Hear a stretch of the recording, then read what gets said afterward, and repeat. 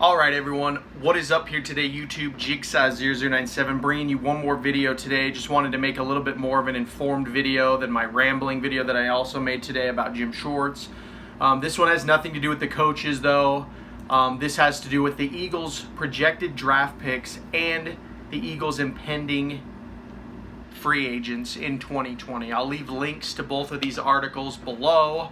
I'm using Bleeding Green Nation for the draft order, and then I'm using Spot Track for the free agents. And the reason I'm using Spot Track is they have actually their salary cap hits as well. And I didn't know this, guys, but 21 players on the Eagles are going to be free agents. So this could be the year where the Eagles could actually finally start building young. Because according to Bleeding Green Nation, they have 10 draft picks projected for 2020, including, like I said before, the 21st overall. Because they made the playoffs, you know, it went a lot lower. They probably would have had more like the 14th or something around there if they would have just tanked, but it is what it is. So starting, they have the first round draft pick, the 21st. Then they have their second round draft pick. They have a third round draft pick. They have a third round compensatory draft pick for Nick Foles. Now, again, I think this is really decided on what the Jaguars end up doing with Nick Foles. I think if the Jags end up trading or releasing him, then that would be void. And then number 4, they have their own draft pick. And then they have 2 other number 4 draft picks. One of them is both of them are projected compensatory picks. One of them would be for Jordan Hicks, and the other would be for Golden Tate, which I think they'll get both of those because I think Hicks and Tate will stay in Arizona and New York, respectively. Then number 5, they have their own draft pick. They have another 5th-round draft pick acquired from the New England Patriots. I'm not quite sure what that one's for. I think that one's for Michael Bennett. I think they traded him. They traded Bennett, and then Bennett was traded to the Cowboys.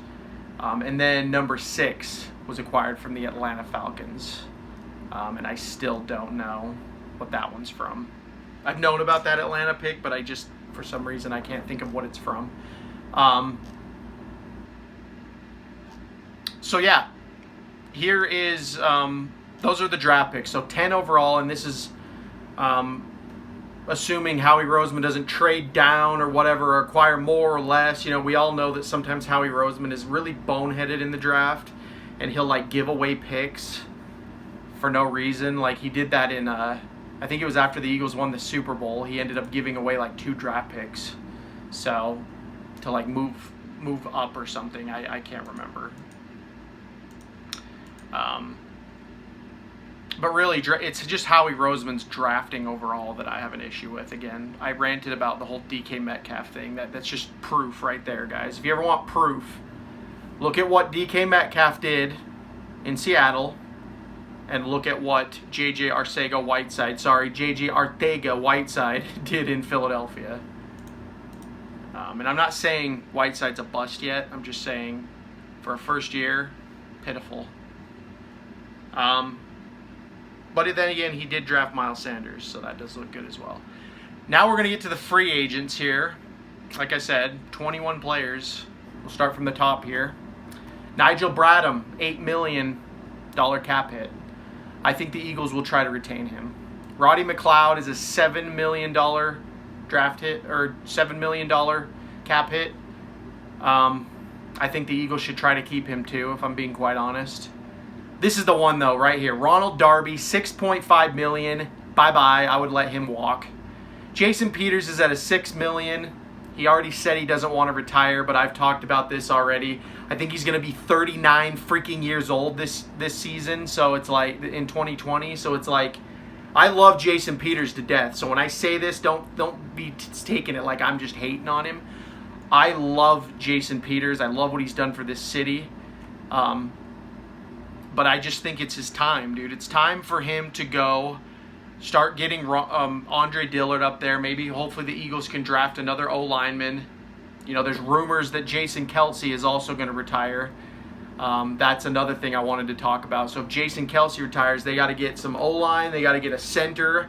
There are needs here, guys. So Jason Peters at least at that price point, no.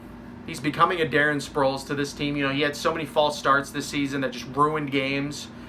I just think that his time is coming. His skill set has eroded, and it's time. So I would not give him $6 million if they could restructure that somehow. Then we got Nate Sudfeld at $3 million. Depending on what happens with the backup quarterback situation, I would keep him. Like I said, depending on what the Jaguars do with Nick Foles, I would definitely try to get Nick Foles back if the Jaguars could just release him or something. I don't think I would trade for Nick Foles, but if the Jaguars just end up letting him go because they don't want to pay him, that's when the Eagles should just snag him up, and then they maybe can, you know, I don't know, probably still keep Sudfeld if I'm being real. You want to have 3 backup quarterbacks in the case of the Eagles because Carson Wentz is he's a question mark every year. That's just what Carson Wentz is. Then we have Nelson Aguilar at $2.3 million. You know, this guy the Eagles decided to pay him this year, but, you know, bye-bye. It's over. I want Nelson Aguilar done. Thank you for your services in the Super Bowl, Nelson, but you've had one good year out of many bad years, and I'm sick of this trend. We have Deshaun Jackson for another 2 years. Goodbye, Nelson. Bring up these young guys, you know, draft maybe another wide receiver and go from there. We have Vinny Curry at $2.2 million. I think you keep him. Vinny Curry already came back on a very cheap deal after he tried to gamble with his money. He tried to get a gamble with a contract going to the Tampa Bay Buccaneers in 2018, and that didn't work out for him, so he came back to us. So I think you keep Vinny Curry. Josh McCown, I don't think you keep him as a backup quarterback. However, I did make the case in my last video that maybe consider bringing him in as a quarterback's coach. You know, you want to replace Carson Walsh. I think Josh McCown would be a good option at that. Timmy Jernigan at $2 million. I think Timmy Jernigan got injured again this year, and you know he has that huge injury with the weights that he sustained a couple seasons ago. So I don't know. He's at $2 million. I don't know if you keep him. Darren Sproles, we already know he's gone. Darren Sproles had literally announced his retirement, so he's done. And he was at $1.3 million. Richard Rodgers. Okay, so this is just a tight end that the Eagles brought in because Zach Ertz was kind of injured. He's only at $800,000 though. I don't know. You could probably keep him, but you don't need him. When you got Zach Ertz and Dallas Goedert healthy, that's really all you need. Hassan Ridgeway. We didn't really get to see much of Ridgeway, unfortunately. He's only at $700,000, but since we didn't really get to see a whole lot of him, I'm not sure if you keep him either. You know. And I'll get to the real crux of this issue at the end of this list. Jordan Howard, personally, I think Jordan Howard's gone. They say he's only at $600,000, but you got to realize he's on his contract year. This last year was his contract year, so he's going to be looking for a contract, and I don't think the Eagles should sign him personally because they got Miles Sanders. You know, I would stick with Boston Scott as well. Boston Scott proved his worth. I'd go with Miles Sanders, Boston Scott. And then possibly if you can keep Corey Clement, if you can bring Corey Clement back, which he's actually down at the bottom here, only at $500,000. So that's what I would do. Jordan Howard, he just was. I really loved him in the beginning of the season, but there was something with his injury that just rubbed me the wrong way. I felt like he was just holding out a little bit. And also the Eagles, he was available in the Seahawks playoffs game, and they didn't use him. So I'm thinking, like, why didn't they do that? So I think the writing was on the wall. I think Jordan Howard's gone. Shelton Gibson, he'll probably end up on the practice squad, or he'll just be released. He doesn't really even have a price by his name. Here we go. Hopolavuli Vati Vaitai, Big V. Now, this guy, I think he's on a contract year now. Given the state of Jason Peters, I would definitely try to keep him. He's one guy I would try to pay. So, Big V should stay. And Big V's really coming to his own.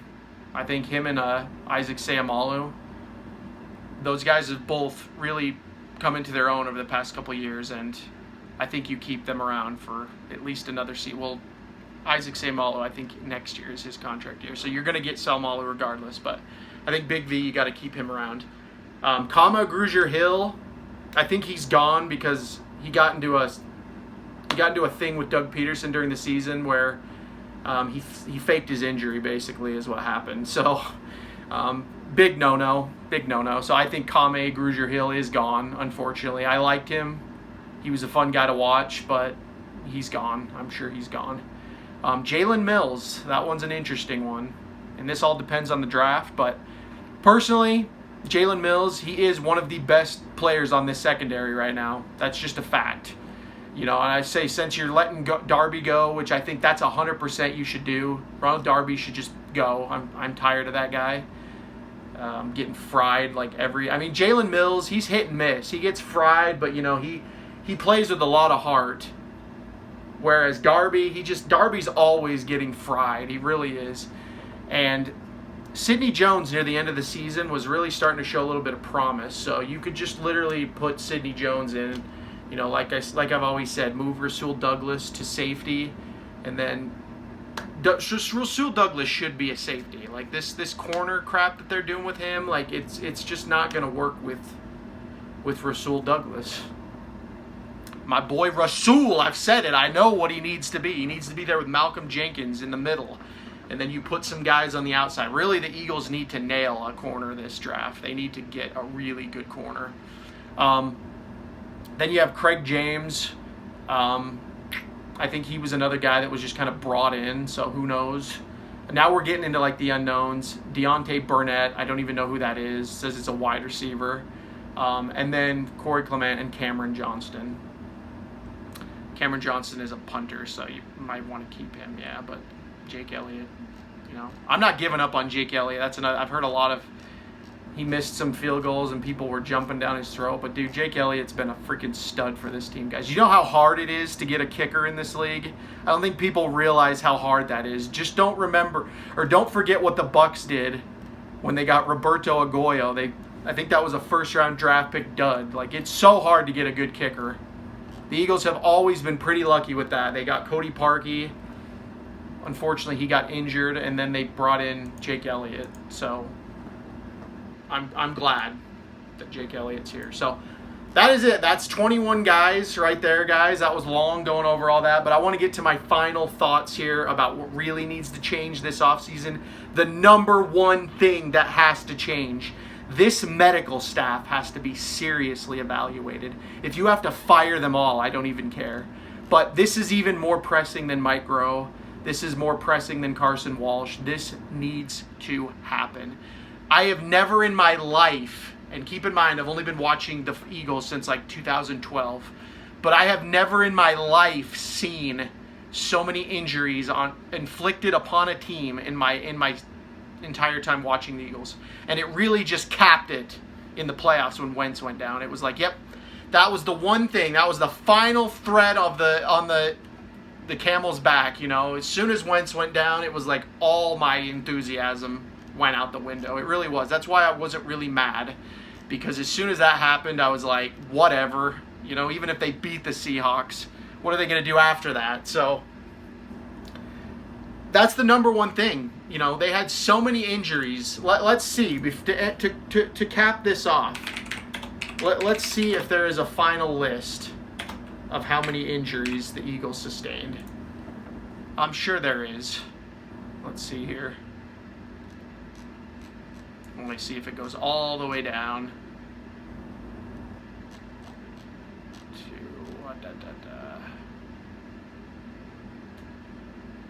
Okay, so it goes to the 7th, which is today. So okay, yeah, they do. So they got it all. So we're going. We'll start from the bottom and go here. So let's see. Yep. So here we go. We got a tight end, Adam Zaruba, Joe Osterman, Charles D. Johnson, Malik Jackson. So this is when it really starts. So I remember Malik Jackson. That was like a huge offseason acquisition for the Jaguars. Nothing. Jordan Mailata, gone. That was another huge promise. Corey Clement, gone. Hassan Ridgeway, gone. Deshaun Jackson, gone. I remember this was like all in the Atlanta game. Then we lost Darren Sproles as usual. Rudy Ford, gone. Alshon Jeffrey, gone. Kame Grugier-Hill faked the injury, so we don't even know. Ronald Darby, Deshaun Hall, Brandon Brooks, Carson Wentz. Then, of course, we had Jordan Howard, Lane Johnson, Zach Ertz, Nelson Aguilar, and finally, Miles Sanders had several injuries. Do you see what I'm saying, guys? You can't operate on this.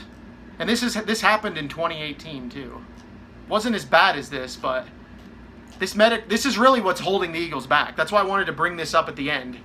This is the one thing that is holding the Eagles back. I'll also include this list of injuries if you guys want to check this out. It's on CBS Sports is what I found. This has to be addressed because look at the fight the Eagles have. That's really what I want to lay down here is if you look at how good the Eagles play even with all the injuries, just imagine what they would have done the last 2 years without the injuries. You know, again, the Carson Wentz one, I can't blame the medical staff for him specifically because that was Clowney just being an asshole. You know, Jadeveon Clowney, he's slowly becoming one of my most hated players in the league because he tried to do this with Nick Foles. He tried to literally yank Nick Foles' head off his shoulders with that face mask. And the refs don't call it, you know. So Jadeveon Clowney must be sliding a check under their door because I don't get it. He has some of the most egregious penalties that don't get called. So I'm not going to blame the medical staff for Wentz on what Jadeveon Clowney does. But as far as all of these go, I mean, these guys are just not ready. Week in and week out, they're not ready to play because they get injured. Brandon Brooks was a huge one too. Like, they sign him and then he gets injured. And last year, he tore his freaking Achilles tendon. So it's like, these are serious season-ending, major rehab injuries that a lot of these guys are going through. Alshon Jeffrey, torn ACL. Deshaun Jackson, sports hernia. A lot of that's his fault. I'm going to blame Jackson for not getting the surgery when he needed it. But you see what I'm saying, guys. You see what I'm saying. I don't want to rant on too much about this, but if they don't fire the medical staff and make some serious changes, then I don't care what coaches you go out and get. You're going to continue to see this year in and year out. So that's my video, guys. Wanted to make a much more detailed Eagles video about what I think the team, where I think the team is at going into 2020. They have a lot of ground to cover, a lot of work to do here. It's not going to be easy. Howie Roseman has to really nail this draft. I don't think he can just blow another draft. Also this year, I think the Eagles need to be pretty aggressive in free agency. They need to, you know which guys to let go. You know, Malcolm Jenkins is talking about a new contract. Personally, I'd try to keep him, but if he wants like a ton of money, I'm sorry, dude, you got to go. So really, they have a lot of decisions to make. But anyway, guys, that's the video. Thank you so much for watching. If you're new to the channel, make sure you hit that subscribe button. Also, to all my returning viewers, make sure you also are subscribed and you hit that notification bell. And then, as usual, I'd like to hear your guys' thoughts down in the comments below. I've been kind of bad at responding to comments lately, but I'm trying to get back on track with that. Like I said, life is just kind of coming all at me at once lately, and I'm trying to get a lot of things figured out for 2020. But I definitely read them. That's one thing, guys. I always read the comments. I'll always try to give them a thumbs up and a heart so that you guys know that I read them. So I at least will do that. But as always, guys, thank you so much for watching and supporting the channel. You guys are the best. I've got some big goals for 2020 on the channel. Hope I can hit them, but I couldn't do it without you guys. So again, thank you so much. But with all that said, this has been Jigsaw0097. Fly, Eagles, fly, baby. Let's hope 2020 gets off to a good start with the draft. And we'll see what happens with Jim Schwartz and, you know, some other things. So anyway, guys, thanks so much for watching. Talk to y'all later.